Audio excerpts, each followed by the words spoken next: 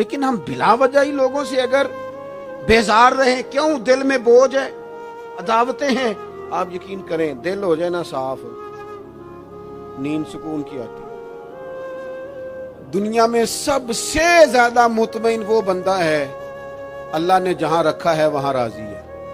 چلو ایک بات بتاؤ مجھے، ہم جس قبیلے میں پیدا ہوتے ہیں وہ قبیلہ ہماری مرضی کا ہوتا ہے کہ رب کی مرضی کا؟ جلدی جلدی بتاؤ، اتنی دیر نہ کرو، کس کی مرضی ہوتی ہے؟ تو پھر جو قبیلہ اللہ نے میرے اور آپ کے لیے پسند کیا، ہم کیوں نہیں پسند کرتے؟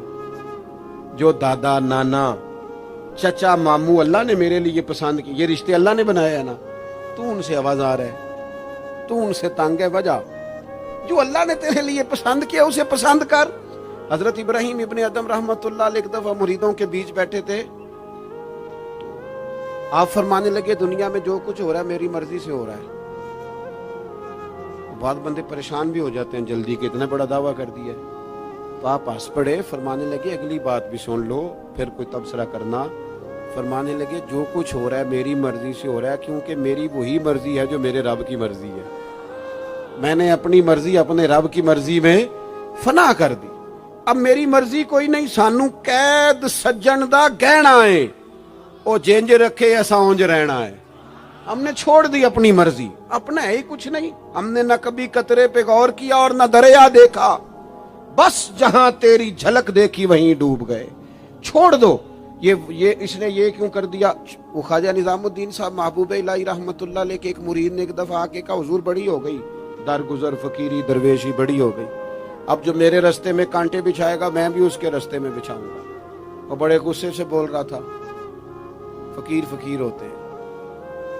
خواجہ صاحب ہنس پڑے، فرمانے لگے پتر تو زیادہ ہی ناراض ہو گیا۔ کہنے لگا نہیں حضور، ہمیں کچھ کرنا نہیں آتا، ہمیں بھی سارا ہی پتہ ہے، سٹ تے پکھڑا کوار گندل اسی اور بھی بوٹیاں جاننے ہاں، ہمیں بھی سارا ہی پتہ ہے، نمٹ نہیں لینا سویرے، جو ہمارے رستے میں کانٹے بچھائے گا سویرے اس کی گلی میں بھی بچھے ہوں گے۔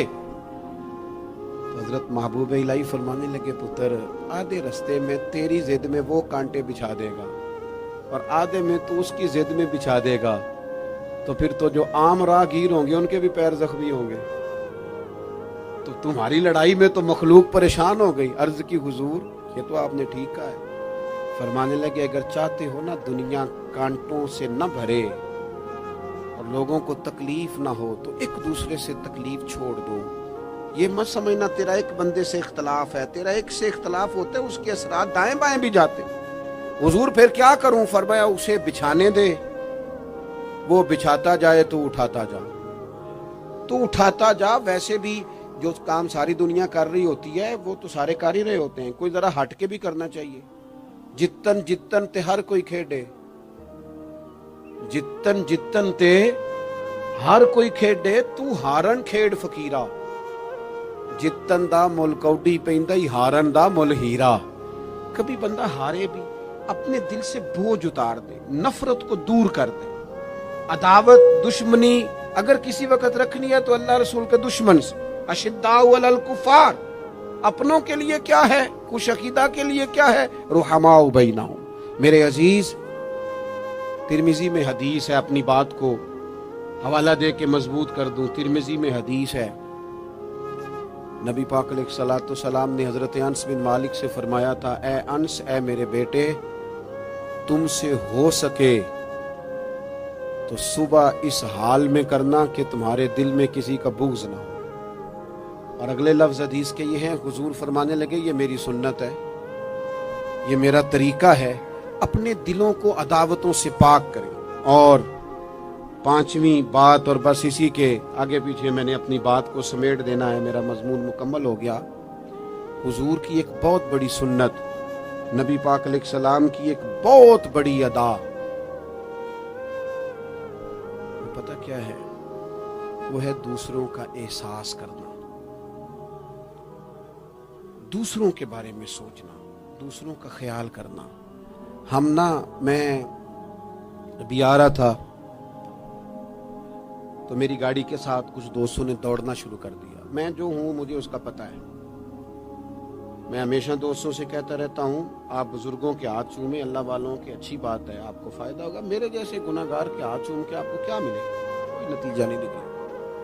हाँ, आप कोई मेरी बात मान लें और उस पर अमल शुरू कर दें तो रब करीम की रहमत सुबह क़यामत मुमकिन है ये कह दे ये तेरी वजह से इसने शुरू किया था, जा तेरे गुनाह भी माफ किए।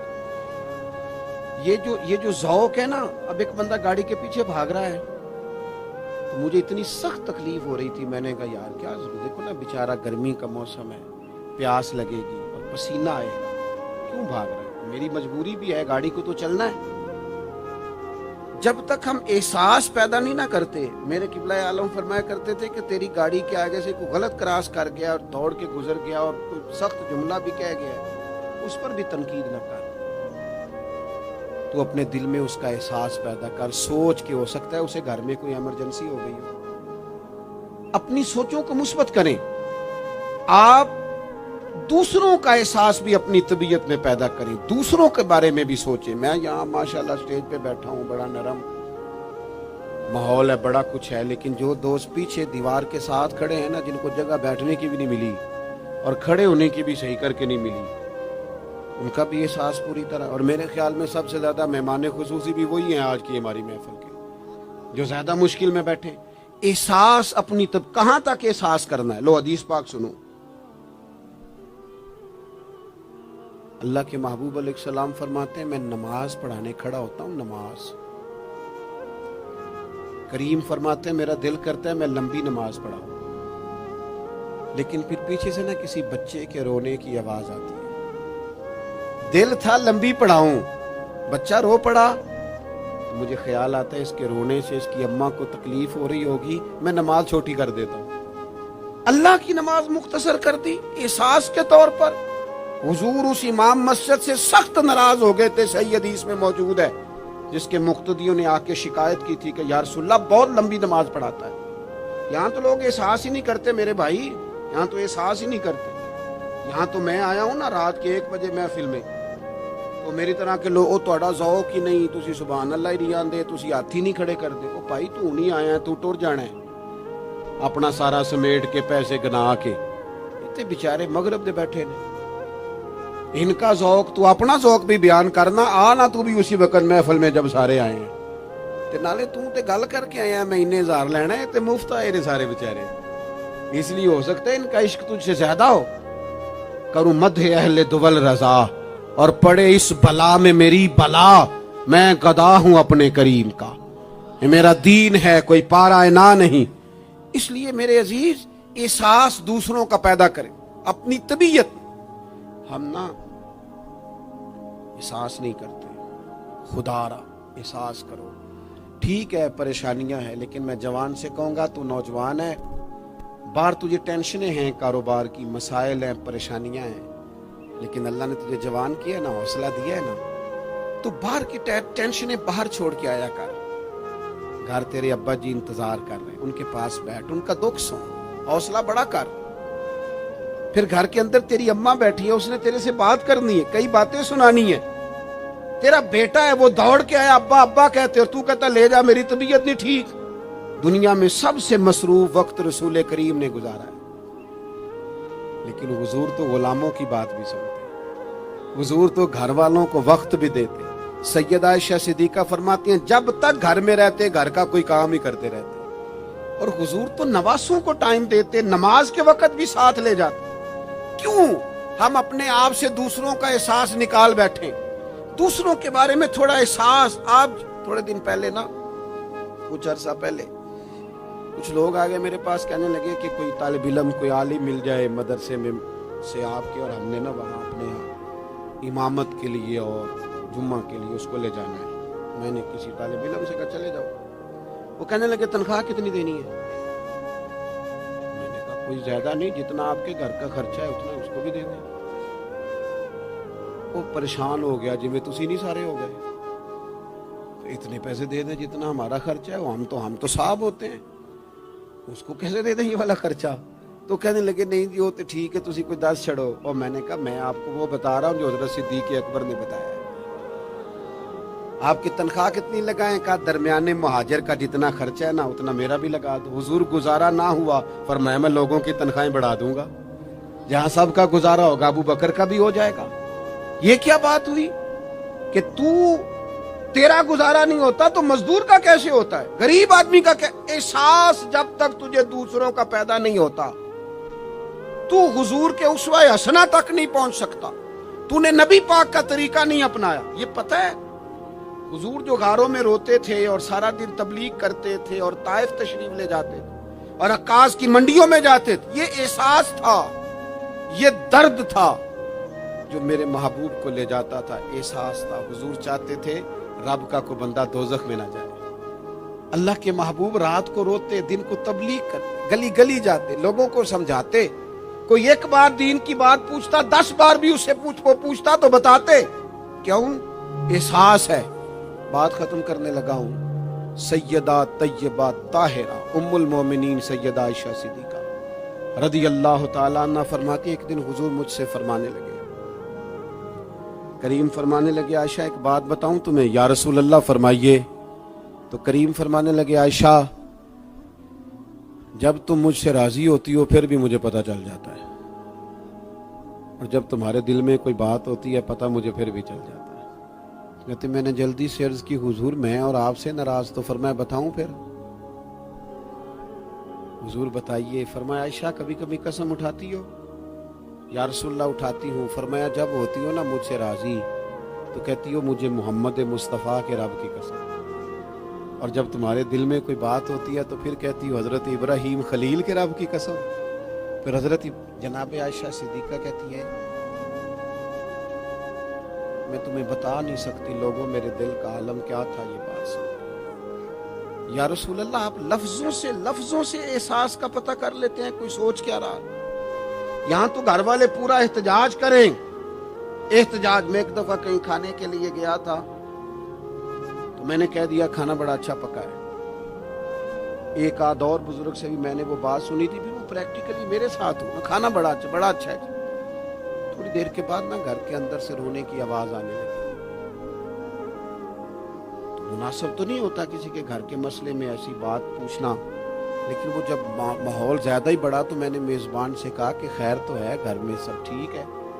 تو کہنے لگے آپ کی وجہ سے رو رہے ہیں. میں نے کہا کہنے لگے آپ نے بڑی تعریف کی ہے نا کھانا بڑا اچھا پکا ہے. تو میری بیوی ہے تو عزیزوں میں سے پر وہ گھر غریب ہے. اس نے کہا 14-15 سال ہو گئے اس گھر میں کھانا پکاتے ہیں، آج تک نہیں کسی نے کہا اچھا پکا ہے. میں غریب کی بیٹی ہوں، آج وہ تعریف سنی ہے تو دل کسی اور طرف ہی چلا گیا ہے. اتنا بھی احساس نہیں جو صبح سے گرمی میں کھڑے. آپ کو پتہ ہے نبی پاک نے کبھی کھانے میں نقص نہیں نکالا تھا.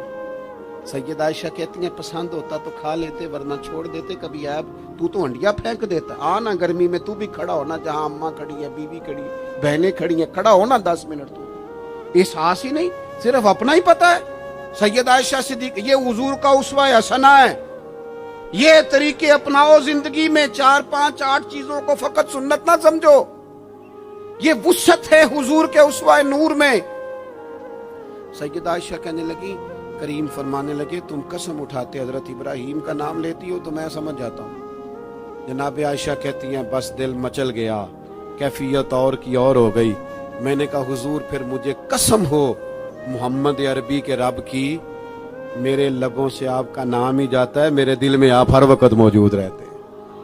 میرے عزیز کچھ باتیں آپ سے میں نے عرض کی. میں اپنی گفتگو کو بھی دیکھتا ہے جو بڑے مالدار ہوتے ہیں، اور ایسے لوگوں کو بھی دیکھتا ہے جو بیچارے ایک وقت کھاتے ہیں اور دوسرے وقت کے لیے پریشان رہتے ہیں.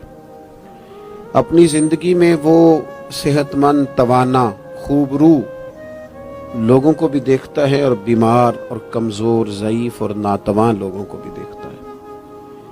اس کے ارد گرد ایسے لوگ بھی ہوتے ہیں جو بڑی خوش و خرم زندگی گزار رہے ہوتے ہیں، اور ایسے لوگ بھی ہوتے ہیں جو کسی وجہ سے پریشان، تکلیف میں گھٹے گھٹے سے ہوتے ہیں. انسان اپنے ماحول سے بھی سیکھتا ہے، معاشرے سے بھی سیکھتا ہے، اور پھر جب وہ لوگوں کے قریب جاتا ہے اور اپنے گھر سے اٹھ کر وہ لوگوں سے ملاقات کرتا ہے تو مختلف قسم کے مشورے، مختلف قسم کی آراء اور مختلف قسم کے مشیر اسے ملنا شروع ہو جاتے ہیں. ان ساری چیزوں کے ماحول میں انسان کی سوچیں پنپتی ہیں،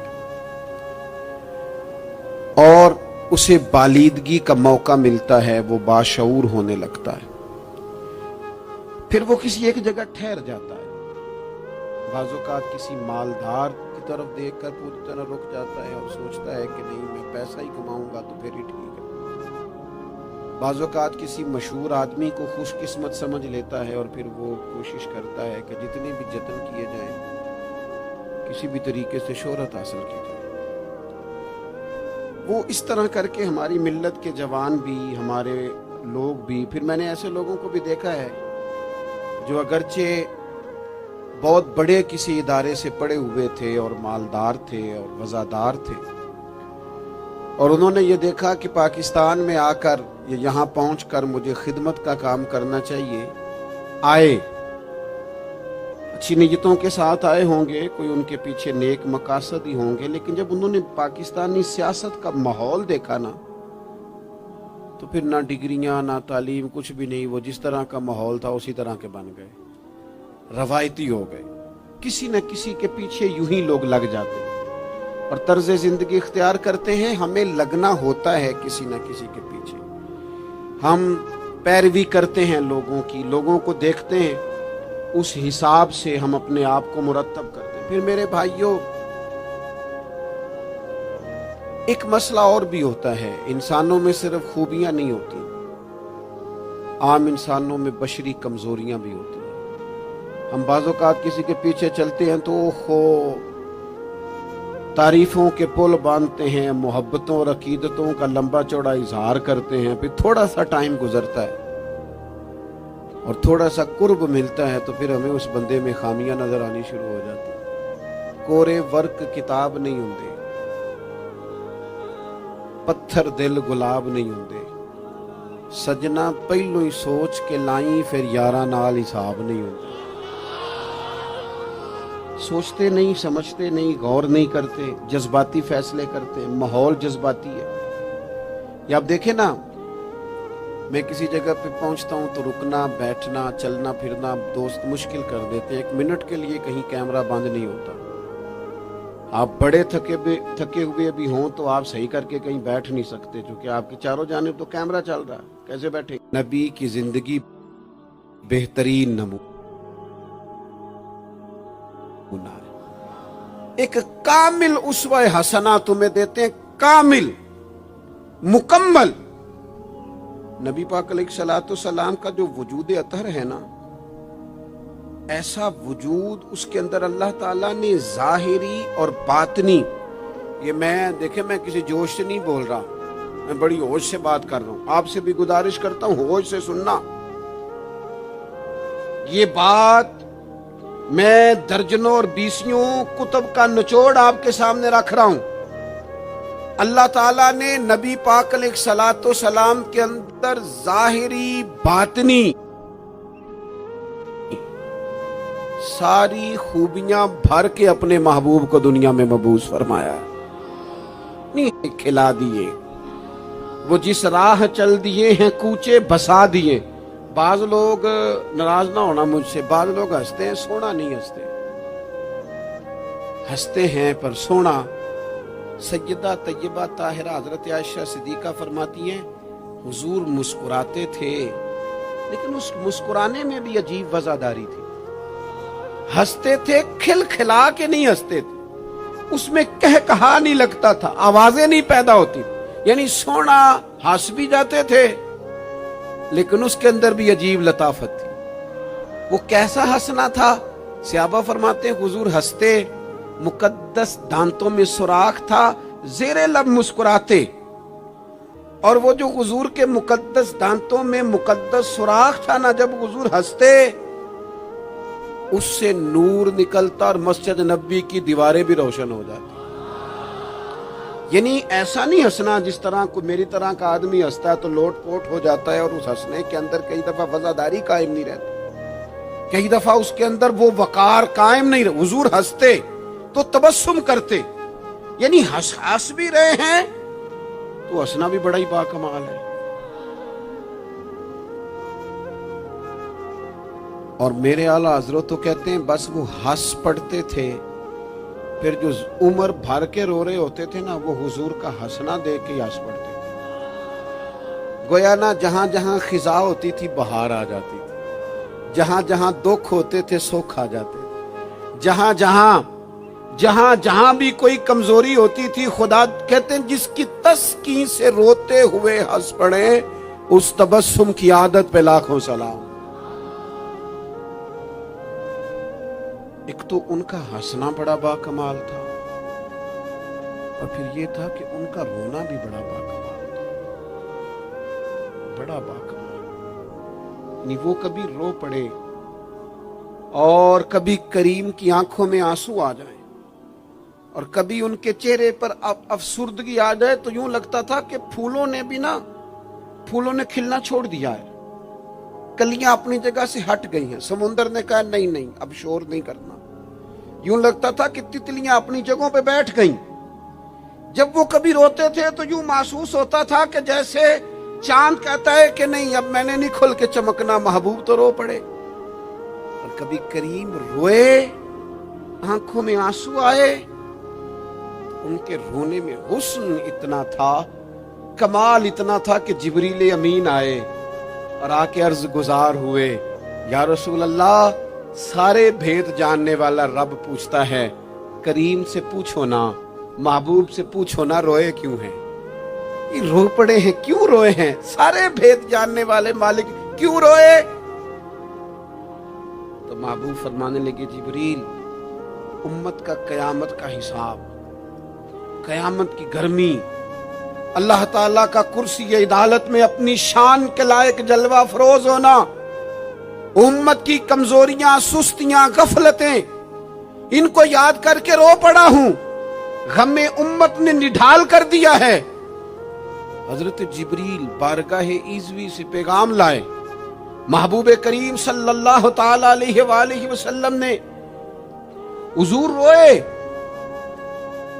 جب جبریل امین یہ پیغام لے کے لوٹتے ہیں تو رب کریم نے کیا فرمایا؟ آپ کی توجہ ہے میری بات پر؟ مالک کریم نے کیا فرمایا؟ وہ آیت نازل ہوئی جس کے بارے میں امام زین العابدین رضی اللہ تعالیٰ عنہ فرماتے ہیں قرآن میں سب سے امید والی آیت یہ ہے۔ روئے حضور اور جناب جبریل پوچھ کر واپس گئے تو رب کریم نے فرمایا جا کے میرے محبوب سے فرما دیں وَلَسَوْفَ يُؤْتِيكَ رَبُّكَ فَتَرْضَىٰ، محبوب رب آپ کو اتنا دے گا کہ آپ اپنے رب سے راضی ہو جائیں گے۔ محبوب آپ کو راضی کریں گے، نہ روئیں، آپ کو راضی کریں گے آپ کو۔ اور حضور کیا فرماتے ہیں؟ فرمایا جب تک میرا ایک امتی بھی دوزخ میں میں کوئی نہیں راضی ہوتا۔ اللہ کیا جہنم اب بھی نہ سرد ہوگا؟ رو رو کے مصطفیٰ نے دریا بہا دیے۔ حضور کا ہنسنا بھی با کمال، رو دینا بھی با کمال، ان کا کسی بندے سے محبت سے اٹھ کے گلے لگانا بھی با کمال۔ اور کبھی حضور جلال کریں تو محبوب فرمانے لگے میں نے دعا مانگی ہے، اے اللہ اگر میں کسی کو جھڑک دوں تو اتنا ثواب دینا جتنا تو فرض نماز کا ثواب دیتا ہے۔ یہاں یہ بھی ہر زاویے سے، ہر نگاہ سے، میں کیا آپ کو عرض کروں، ہم نے نہ کبھی سیرت بیان کی میری طرح کے لوگوں نے، نہ قوم اس طرح سے سیرت کو پڑھتی ہے۔ سیرت نبوی کا ایک ایک پہلو کبھی کھولا جائے، یہ جو زمانے میں بے چینی پائی جاتی ہے نا، بے قراری پائی جاتی ہے، اور ذہنی انتشار ہے، اور فکری الجھاؤ ہے، اور ٹوٹتی بکھرتی سوچیں، یہ ساری ختم ہو جائیں، ایسا ٹھہراؤ نصیب ہو، جینے کا بھی مزہ آئے اور مرنے کا بھی مزہ آئے۔ اگر حضور کی سیرت مقدسہ کو سمجھا جائے تو محبوب کی زندگی ہر طرح سے کامل ہے، مکمل ہے، اکمل ہے۔ آپ کہیں بھی اور جائیں گے، یہ آج کل موٹیویشنل اسپیکرز کا دور ہے، ہمارے بچے جدید پڑھے لکھے، وہ کہتے ہیں میں فلاں موٹیویشنل اسپیکر کے پاس جاتا ہوں، جائیں آپ۔ بہت سارے لوگ ایسے ہیں انہیں کہیں تو وہ باز نہیں آتے، وہ تجربہ کر کے باز آتے ہیں، اور بالخصوص نئی نسل جو ہوتی ہے وہ بزرگوں کے تجربوں سے فائدہ نہیں اٹھاتی، وہ اپنے الگ سے تجربے کرنا چاہتی ہے، اس کا بھی بڑا خطرناک نتیجہ برآمد ہوتا ہے۔ تو کوئی بندہ بھی جو آپ کو موٹیویٹ کرتا ہے نا کتاب و سنت کے بغیر، کوئی بھی آپ کو موٹیویٹ کر رہا ہے، وہ کیا کچھ کہہ رہا ہے، کیا کر رہا ہے، وہ کبھی بھی آپ کو تعلیم صحیح نہیں دے سکتا. کیوں؟ اس لیے کہ جو تعلیم وحی الہی کے بغیر ہوتی ہے وہ ناقص ہوتی ہے. انبیاء کی تعلیم وحی الہی کے ساتھ. لہذا اگر کوئی آدمی آپ کو موٹیویٹ کرتا ہے کتاب و سنت کے ساتھ, وہ آپ کو درست سمت لے کے جائے گا, ورنہ تو ہر آدمی آپ کو الجھا دے گا. میرے بھائی, نبی پاک کا اسوہ حسنہ. ہمارے ہاں لوگوں نے سنت شریعت سمجھ کس کو لیا ہے؟ ہمارے ہاں لوگوں نے سنت شریعت سمجھا ہے صرف پگڑی باندھ لی. بہت عظیم سنت ہے امامہ باندھنا. بعض لوگوں کا خیال ہے صرف داڑھی رکھنا. داڑھی بہت عظیم سنت, بہت عظیم سنت, انبیاء کرام کی پسند ہے. اور آپ کو پتہ ہے اللہ تعالیٰ نے عورتوں کو داڑھی دی ہی نہیں, یہ مرد کا زیور ہے. ہاں یہ مردانہ کام ہے, داڑھی مرد کا زیور. اور پھر یہ آپ کے جسم کا حصہ ہے. داڑھی کا وزن کوئی نہیں ہوتا. پوچھ لیں جنہوں نے بڑی رکھی ہے, بے شک ان سے بھی پوچھیں. یہ وجود کا حصہ ہے, اس کا کوئی وزن, کوئی پریشانی. اور ایک اور بات نوجوانوں آپ سے کہہ دوں چلتے چلتے, بغیر داڑھی کے آپ سونے لگ رہے ہوں تو لوگ کہیں گے پیارے لگ رہے ہو, اچھے لگ رہے ہو, خوبصورت لگ رہے ہو. اور داڑھی کے ساتھ اگر کسی کو پیارے لگو نا, تو جو تعریف کرے گا وہ تو تعریف ہی بڑی روحانی قسم کی ہے, وجدانی. یعنی آپ داڑھی کے ساتھ اچھے لگیں تو لوگ کہتے ہیں کتنا نورانی چہرہ ہے. اب دیکھو اس تعریف کے پیچھے جو جملوں کی ترتیب ہے اس میں حسن کتنا. داڑھی, امامہ, سفید لباس, اور پھر یہ کہ مسواک کرنا بڑی اعلیٰ سنت ہے, میٹھا کھانا بڑی اعلیٰ سنت. لیکن یہی 4-5 سنتیں نہیں میرے بھائی حضور کی. یہ بہت بڑا مسئلہ ہے. بعض لوگ سمجھ فلاں جی سنت شریعت پہ عمل کرتا ہے, کیا کرتا ہے کہ داڑھی پگڑی والا ہے. وہ خدا کے بندے, یہ عظیم سنت ہے, کون اس کا انکار کر رہا ہے. لیکن نبی پاک کا تو اسوہ حسنہ ہے, اس کے پیچھے تو پوری زندگی ہے. ادھر دیکھو میرے. اچھا پھر ایک اور بات, بعض لوگ سمجھتے ہیں میٹھا بولنا صرف سنت ہے اور اخلاق کی علامت ہے, صرف میٹھا بولنا. آپ نے ناراض نہیں ہونا, میٹھا تو بعض بندے اپنے مطلب کے لیے بھی بولتے ہیں. وہ کام نکلوانے کے لیے بڑا میٹھا میٹھا بول رہے ہوتے ہیں. اور یہ سنو میرے بھائی, صرف میٹھا بولنا ہی سنت نہیں, ہمیشہ سچ بولنا سنت ہے. ہمیشہ صحیح بات کرنا, دیانتدار رہنا. تو سمجھتا ہے 4-5-6-8 چیزیں ہی سنت ہیں؟ او خدا کے بندے, نبی پاک کی جو ادا سب سے پہلے دنیا کے سامنے آئی, اور حضور کی جس ادا سے, سنت سے لوگوں کو سب سے پہلے واقفیت ہوئی. شور نہیں پڑ جاتا کسی چیز کا دنیا میں, معاشرے میں, فلاں بندہ یہ کرتا ہے, فلاں ایک بندے کا ایک چیز تعارف بن جاتی ہے. تعارف, کوئی چیز لوگوں کے وجود کے ساتھ, نام کے ساتھ سابقہ لاحقہ بن جاتی ہے. جو چیز سب سے پہلے جس سے لوگوں نے میرے نبی پاک کا تعارف کیا اور لیا, ادھر دیکھو نوجوانوں میری طرف, جس چیز سے سب سے پہلے حضور کی جس ادا سے لوگ واقف ہوئے تھے, وہ تو صادق اور امین ہونا ہے. سب سے پہلے لوگ واقف ہوئے تھے کہ ہمیشہ سچ بولتے ہیں, ہمیشہ سچ. ملت کا جوان تو لوگوں کو ہنسانے کے لیے جھوٹ بولتا ہے, کوئی فائدہ نہیں, کوئی فائدہ نہیں. جھوٹ بولنے کے لیے ڈینگے مارتے ہیں, بڑکے مارتے ہیں, میں یہ ہوتا ہوں, میں وہ ہوتا ہوں. جھوٹ بولتے ہو, کیوں زیادتیاں کرتے ہو اپنے ساتھ؟ نبی پاک علیہ السلام کی تو پہلی ادا, پہلی سنت جس سے لوگ واقف ہوئے, وہ صادق اور امین ہونا ہے. اور لوگ کمزوری دکھاتے ہیں. میں آپ سے عرض کروں, آج پتہ ہے میرے ملک کا حال کیا ہے؟ آج اتنے درد میں ہیں لوگ, اتنی تکلیف میں ہیں. امیر لوگ تو پیٹرول پہ بحث کرتے ہیں, پیٹرول پہ زیادہ تر وہ لوگ بحث کرتے ہیں جن کی گاڑیاں بڑی ہوتی ہیں. غریب پیٹرول پہ بحث نہیں کرتا, وہ تو کہتا ہے کرایہ 10 روپے بڑھ گیا بس کا, کیونکہ اس کو تو بس میں آنا جانا ہے, پیٹرول سے تو اس کا لینا دینا نہیں. یہ تو امیروں کی باتیں, تگڑے لوگوں کی باتیں. یہ سارا عالم, اس ملک کا سب سے بڑا مسئلہ نہ قانون کا ہے, نہ معیشت معاشرت کا ہے. اس ملک کا سب سے بڑا مسئلہ دیانتداری کا ہے. یہاں اگر دیانتداری ہو جائے, سچ بولنے والا, بات کرنے والا سچ بولے. اذان سن لیں جی پہلے. ڈاکٹروں کے بارے میں رائے کیا ہے؟ چلیں بتائیں وابڈا والوں کے بارے میں رائے کیا ہے؟ آپ اپنی بھی ایک آدھ مولویوں پیروں کے بارے میں رائے کیا ہے؟ بس یہی حال کیا گیا، الا ماشاءاللہ بد اعتماد کر دیا گیا۔ ایسا نہیں ہے کہ صرف کسی ایک گروہ ایک طبقے کے بارے میں بددیانتی کو فروغ دیا گیا، جھوٹ کو۔ آج بھی کسی بھی شخص کو آپ لے لیں، اس کے بارے میں سچائی سے زیادہ جھوٹی خبریں زیادہ پھیلائی جاتی ہیں۔ افواہوں کا دور اپنی زندگی میں جوانوں سچ بولو، دیانتداری کا مظاہرہ کرو۔ اس ملت کا جوان کیسے ترقی کرے گا جس کی ماں کہتی ہے کہ پتر تو سچ ہی نہیں بولتا، تو جاتا کہیں ہے بتاتا کہیں ہے، تو بات ہی ٹھیک نہیں کرتا، کیسے بات سنو۔ نبی پاک صلی اللہ تعالی علیہ وسلم نے جب مختلف جگہوں پہ تبلیغ دین کے پیغامات بھیجے تو ہرقل بادشاہ کو بھی حضور نے پیغام دیا۔ بڑا سیانہ آدمی تھا، سمجھدار تھا، معاملہ فہم تھا۔ اس نے کہا میں کوئی جذباتی فیصلہ نہیں کرتا، کچھ چیزوں کے نا حضور کے بارے میں کچھ چیزوں کے سوالات میرے ذہن میں ہیں۔ اس نے کہا یار یہاں کوئی آیا ہوا ہو نا مکے کا سردار، لوگ تجارت کے لیے آتے ہیں، کوئی سمجھدار سیانہ سردار وزادار آدمی تو لے کے آؤ۔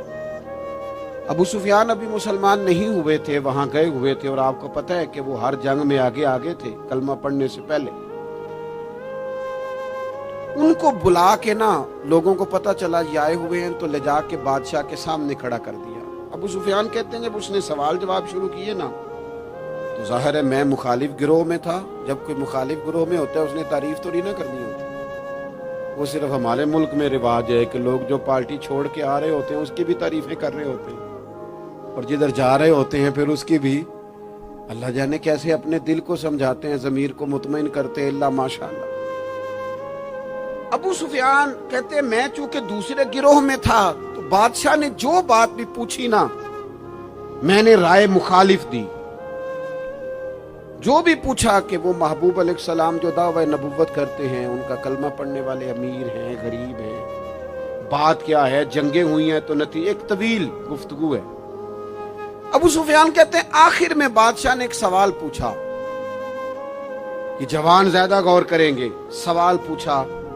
ابو سفیان کہتے ہیں مجھ سے کہنے لگا وہ جس کریم محبوب علیہ السلام نے دعوی نبوت کیا ہے کیا کبھی انہوں نے جھوٹ بھی بولا ہے؟ ابو سفیان کہتے ہیں میں چپ کر گیا۔ ایک منٹ کے لیے میرے دل میں خیال آیا معاذ اللہ کہہ دوں بولا ہے، پھر میں نے سوچا یہ تو عرب کی وزاداری کے خلاف ہے کہ میں جھوٹ بولوں۔ اور پھر ابو سفیان کہتے ہیں میرے دل کے کونے سے آواز آئی میں کوئی اور بات کروں گا تو شاید کوئی تھوڑی دیر کے لیے سوچے، اور اللہ کے رسول نے جھوٹ بولا یہ تو مانے گا ہی کوئی نہیں، یہ تو مخالف نہیں مانیں گے، کافر مشرک نہیں مانیں گے۔ بادشاہ کہنے لگا سوچتے کیا ہو، بتاؤ کیا کبھی انہوں نے جھوٹ بولا ہے؟ ابو سفیان کہتے میرے ہاتھ میں چھڑی تھی، میں نے اٹھا کے دوبارہ زمین پہ رکھی۔ میں نے کہا بادشاہ وہ رشتے میں میرے بھتیجے لگتے ہیں، میری ان سے مخالفت ہے، میں ان کے مقابل فوجیں تک لے کے آتا ہوں، وہ ہمارے بتوں کو برا کہتے ہیں، رائے کا اختلاف اپنی جگہ پر، لیکن وہ میرے سامنے پیدا ہوئے میرے بھتیجے ہیں، میں نے انہیں ماں کی گود میں بھی دیکھا ہے، دادا کے کندھوں پہ بھی دیکھا ہے، سیدہ خدیجہ کا دولہا بنے بھی دیکھا ہے، میں نے ان کی گود میں ان کی بیٹیوں کو کھیلتے بھی دیکھا ہے۔ اختلاف اور مخالفت اپنی جگہ پر وہ کریم میرے سامنے پیدا ہوئے اور ان کے مقدس بال میری آنکھوں کے سامنے سفید ہوئے، ان کی زبان سے جو بھی نکلتا ہے حق اور سچ ہی نکلتا ہے۔ وہ اسیر دشمن کی چاہ میں بھی، مخالفوں کی نگاہ میں بھی وہ امی ہے، صادق ہے، معتبر ہے، میرا پیغمبر عظیم تر ہے، کبھی زبان سے جھوٹ نہیں نکلا۔ اللہ آپ کو جزا دے۔ سنیں جی کچھ خطیب بغیر نعروں کی بھی تقریر کر لیتے ہیں یار، اونچی سبحان اللہ کے بغیر بھی کام چل جائے گا انشاءاللہ۔ آپ خالی سنتے جائیں نہ بھی سبحان اللہ کہیں پھر بھی گزارا، اثر کرے نہ کرے سن تو لے میری فریاد، اور نہیں ہے داد کا طالب یہ بندہ آزاد۔ میرے عزیز نبی پاک علیہ الصلوۃ والسلام نے سچ بولا۔ ابو سفیان کہتے ہیں ان کی زبان سے سوائے حق سچ کے کبھی کچھ نکلا، کرے نہ تھوڑی پابندی۔